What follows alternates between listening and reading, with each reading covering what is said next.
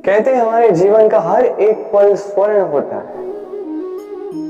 अब या तो हम इसे अपने पास रख सकते हैं या तो इसे जाने दे सकते हैं, क्योंकि यही छोटे छोटे पल है जो हमारे जीवन को बनाते हैं। अब ये जीवन कैसा होगा ये हम पर निर्भर करता है। यदि आप एक एक पल सवारेंगे नहीं, यदि आप एक एक पल प्रेम नहीं करेंगे, यदि आप एक एक पल स्नेह का आनंद नहीं उठाएंगे, तो देखते ही देखते आपका समस्त जीवन नष्ट हो जाएगा, आपको पता भी नहीं चलेगा। अर्थात ये समय सोना नहीं है।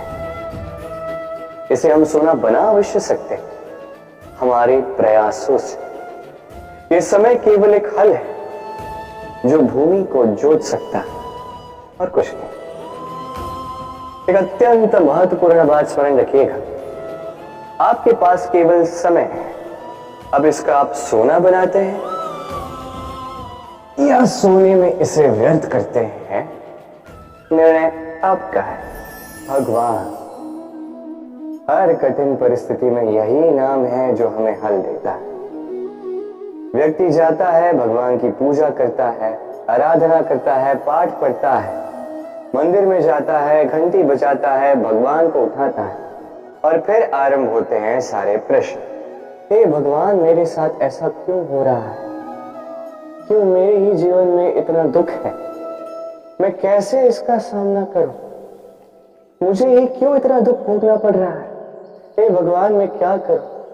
मेरी सहायता कीजिए, कोई मार्ग दिखाइए।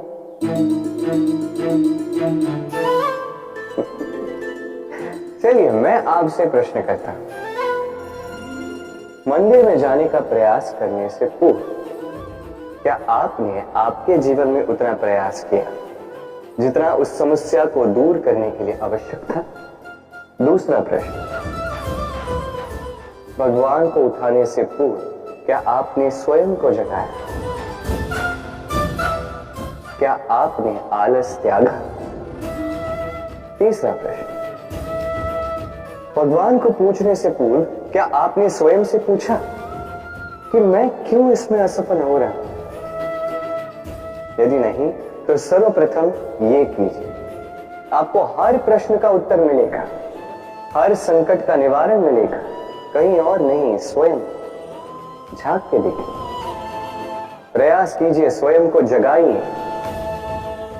आप सफल अवश्य हों, क्योंकि वो परमात्मा, वो परमेश्वर, वो परब्रह्म आपने भी तो पूछा है।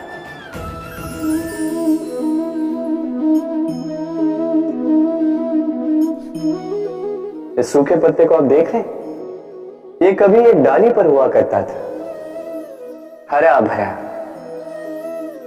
तने को पोषण देता था, किंतु जैसे ही ये सूख गया, जैसे इसने पोषण देना बंद कर दिया, इसे गिरा दिया गया। अब आप कहेंगे यही तो सच है, यही तो संसार का कड़वा सच है। ये संसार तभी तक आपको अपने साथ रखता है जब तक आप स्वयं को उपयोगी बनाए रखते हैं। मैं ये नहीं कहूंगा कि ये झूठ है, ये अवश्य कहूंगा कि ये संपूर्ण सत्य नहीं है। संपूर्ण सत्य ये है, यदि आप चाहें तो सदा सदा के लिए संसार को पोषण दे सकते हैं और सदा सदा के लिए संसार आपको अपने साथ रख सकता है। कैसे? इसी सूखे पत्ते का उदाहरण आपको देता हूं। ये सूखा पत्ता पहले पिसेगा, तत्पश्चात वर्षा के साथ गले, फिर खाद बने, फिर उसी वृक्ष की जड़ों में समा जाएगा, एक नवा अंकुर को एक नया जन्म देगा। तो आप सोचिए आपको अपने जीवन के साथ क्या करना है। यदि कभी आप गिरे, कभी असफल हुए, तो आपको इस उत्साह को खो देना या पुनः खड़ा होना और एक नए संसार की रचना करनी है। निर्णय आपका है। इस पत्थर को देख रहे हैं हम, नदी की तलहटी पर पाया जाता है, प्रयास करता है कि नदी के जल के प्रवाह को रोक सके। क्या रोक पाता है? कदापि। उल्टा वो अपने तीखे छोरों को गोल कर बैठता है। अब इसे सीखने वाली बात क्या है? इसे सीखने वाली बात ये कि जो व्यक्ति दृढ़ निश्चय के साथ जीवन में केवल आगे बढ़ता है बिना रुके, वो ना केवल अपना लक्ष्य प्राप्त करता है बल्कि मार्ग में आने वाली बाधाओं का अस्तित्व ही बदल देता है। तो आप क्या बनना चाहें? वो व्यक्ति जो बाधाओं को चीर कर आगे बढ़ता है, या वो व्यक्ति जो किसी और के मार्ग में बाधा बनता है और अपना अस्तित्व ही खो बैठता है? निर्णय आपका है। समय अत्यंत कठोर स्वामी। आपने कई लोगों को यह कहते हुए सुना होगा, मेरे पास इतना समय नहीं है, इस कार्य में जो है अत्यधिक समय लग जाएगा, इसके विषय में सोचने के लिए मुझे समय ही चाहिए। अच्छा, मैं आपको एक बात बता देता हूं, यदि आपने ये निश्चित करने में समय लगा दिया कि आपको क्या करना है, तो समय ये अवश्य निश्चित कर लेगा कि आपके साथ क्या करना है, क्योंकि ये समय अत्यंत कठोर होता है। जब तक आपके साथ है, इसका आदर करना सीखें, इसका सम्मान करना सीखें, इसका सदुपयोग करना सीखें। यदि ऐसा नहीं हुआ तो इस समय को, स्वयं को और आपको बदलने में अधिक समय नहीं लगेगा।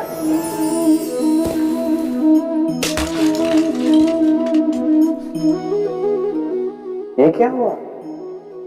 मुझे ठोकर लगते ही ये हाथ से छूटकर गिर क्यों गया, टूट क्यों गया?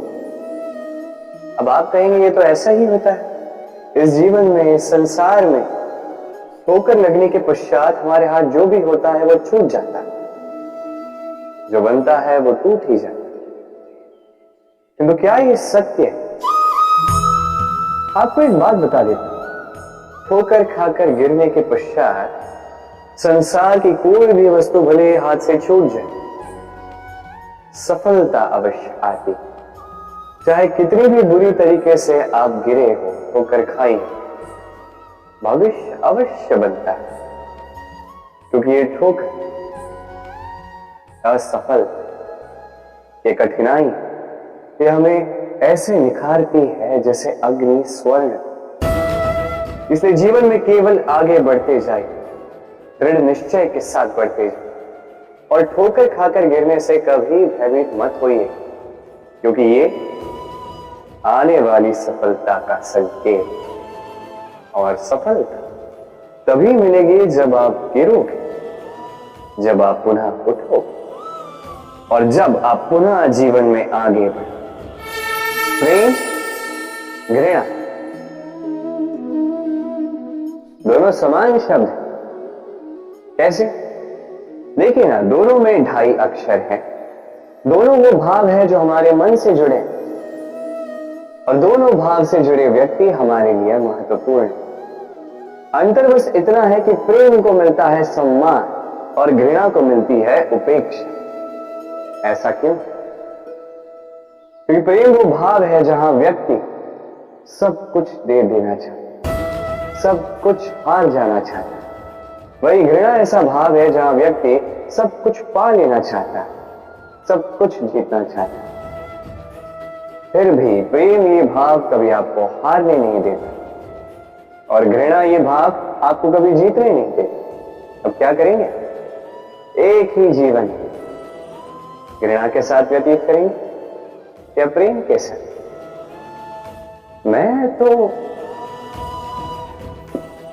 प्रेम को ही चुनूंगा। चलिए एक प्रश्न करता हूं, किसी व्यक्ति से पूछिए, क्या वो मूर्ख, आलसी, अविवेकी, असफल, इन नामों से स्वयं की पहचान करवाना चाहेगा? नहीं। किसी से पूछिए, क्या आप मूर्ख हो? नहीं। आप असफल हो? नहीं। अविवेकी हो? नहीं। अब बताइए, क्या आपने मूर्ख या असफल बनने के लिए कभी जीवन में एक अच्छी योजना बनाई है? उत्तर मिलेगा नहीं, क्योंकि कोई भी योजना नहीं बनाई जा सकती जिससे आप मूर्ख या असफल बने। व्यक्ति मूर्ख या असफल तब बनता है जब वो योजना ही नहीं बनती। देखिए, छोटा सा जीवन, इसे नियोजित करें, ताकि अधिक से अधिक लोगों को आप जोड़ सके, अधिक से अधिक प्रसन्नता पा सके, अधिक से अधिक सफलता प्राप्त कर सके, अधिक से अधिक लोगों का मार्गदर्शन करके उनका कल्याण कर सके। असफल रहकर घर पे बैठने से अच्छा ही है कि आप एक योजना बनाकर असफल हो, क्योंकि तब आपके पास एक और विकल्प होगा, एक नई योजना बनाने का, उसे साकार करने का। कि कोई ना कोई योजना तो होगी जो आपको आपके लक्ष्य तक पहुंचा देगी। राधे राधे।